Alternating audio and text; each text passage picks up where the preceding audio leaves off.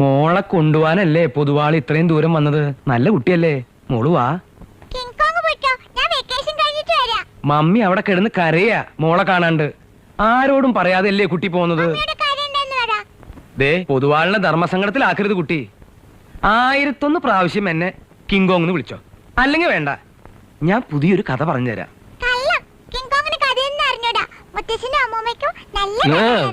കഥകളൊക്കെ പറഞ്ഞു കൊടുക്കണ്ടല്ലേ.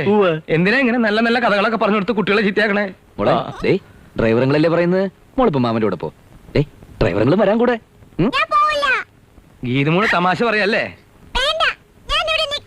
ദേ പൊതുവാളിന് ദേഷ്യം വരുന്നുണ്ട്. കുറുമ്പ് കാട്ടാതെ വന്ന എന്റെ കൂടെ. അടി കിട്ടും നിനക്ക്.